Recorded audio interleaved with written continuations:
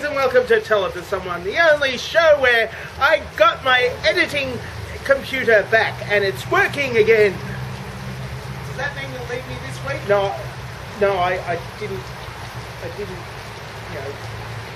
write anything to you this week. The first question is from Canadian atheist. No, hell, I'm going to believe that. Haven't you got evergreen grass down there, laddie? No, you can't possibly tell the truth. If it were winter there, you would be hip deep in snow because that's how winter grows. Everybody suffers in being inundated by the white shit for 6 months at a time, don't they? We're not alone, aren't we? Well, Canadian atheists. You're up north, up above the America in so many different ways. And one of those ways you are above America is that you get far more snow than, well, basically everybody. And see what we've got here in Melbourne. This is how most people have winter. You've got rain and you've got sun at the same time, but the sun is way over there, so you don't get much sun. And it's going to get dark if I don't, because I'm doing this in the afternoon, and then it gets dark very quickly. Next question is from David Scunn. Did you have to travel through time to find that Betamax tape? Yes, I travelled through time. What I did was, back in the 80s, I got a VHS, a Betamax tape, not a VHS tape. Because Betamax has much better, has much better picture quality. So I got to see, so nothing was better on Beta because you couldn't actually get any movies on Beta. But you could actually, the picture quality was so much better. Anyway, what I did was I got the Betamax tape back in the 80s, and then I travelled forward in time at the usual rate. In fact, I'm still travelling forward in time, so if you've got something for me to take to the future, then, tell me what it would be now. Alkakisa asks, what's up? That's up there. It's a shelter, because it's raining right now. But you might want to check in your own your own area to see what's up there, because it might be a different direction, because it's a spherical planet. And Skips and Stuff asks, are you a nervous person in real life? I don't have a real life. Gabiota asks, seriously, who still has an iPhone? So passe. Well, I've got, it's not an iPhone, but I've got the number of somebody who has an iPhone. They've got an iPhone, but they don't have one of those covers that, allows you to actually get reception. And the next question is from California Sun. When an object enters a black hole, it is said to spaghettify, but to an outside observer, the object will remain frozen in space and time. Don't freeze your spaghetti. In relation to the observer's point of view, my question is that as the object proceeds through the event horizon, does it fragment and turns, and in turn, does each fragmented segment become its own entity in accordance to the respective time dilation?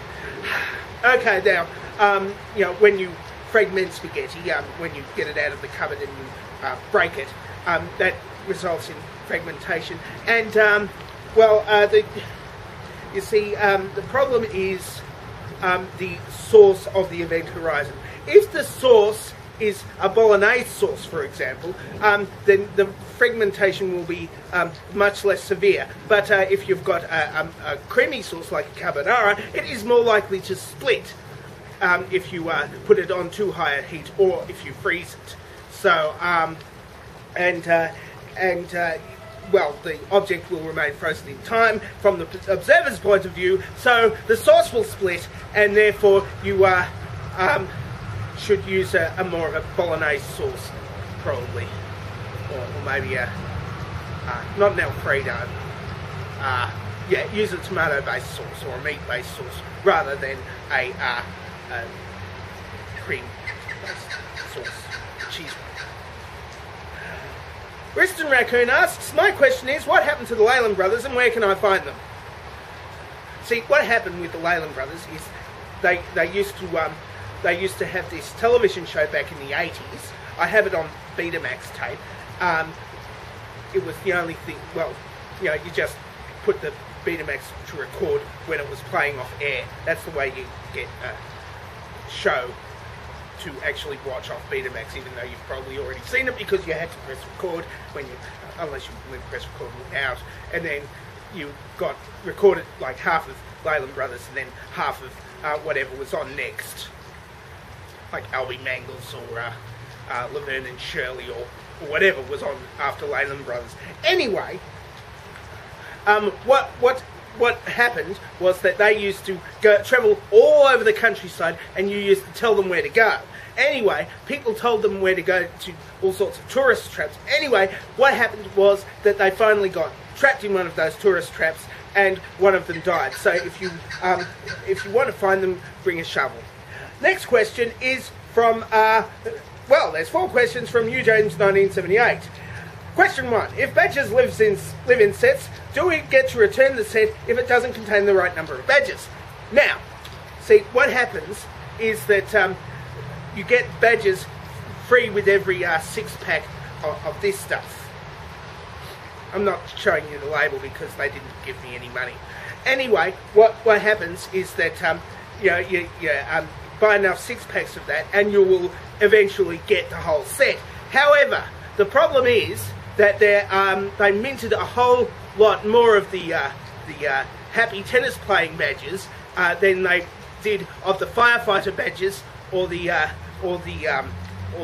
Marine Corporal badges, and therefore you're going to the chance of your getting one of the firefighter badges is 1 in 50, whereas it's like every second one is a tennis playing badger. So you're going to have to buy a whole lot more cans of whatever this is in order to get the full set of badges.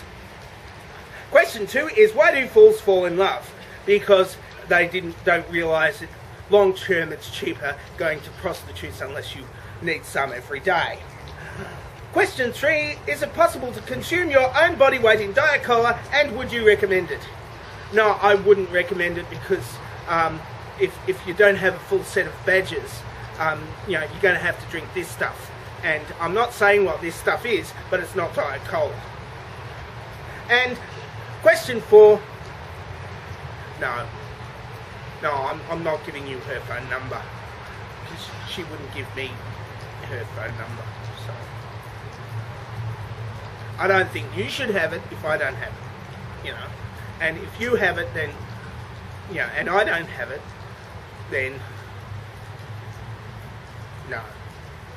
And last question for today is, if you had been friends with Roy Sullivan and he called you to go help him to during a lightning storm, would you have gone? Now, Roy Sullivan, if you don't already know, he's the guy who was struck by lightning like 7 times and didn't die. Because lightning never strikes twice. But I don't know. I'm not really an authority on being struck by lightning or whatever. So I'm going to have to defer this. Yeah, I'm getting to you. Okay? Look, no, look. Seriously, just wait. No. I'm just going to Here is the Norse god. The thing is, Sullivan, is that I love certain people, and I want to bless them with all I have to offer. So, I was going to go, my sweet one, hit people that like me. It made it famous. So, as everybody.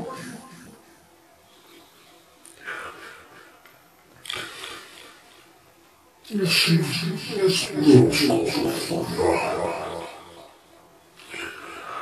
I feel it is my duty to be blessed with being struck by lightning. It is a really good way of getting a lot of glimpses.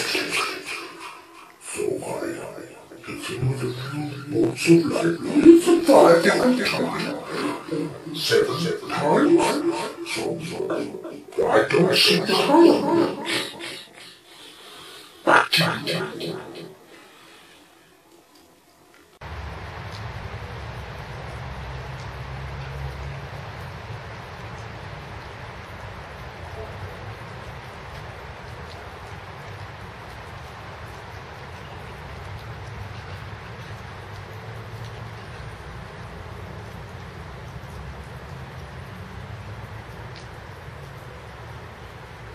Oh, here's your dovetail question.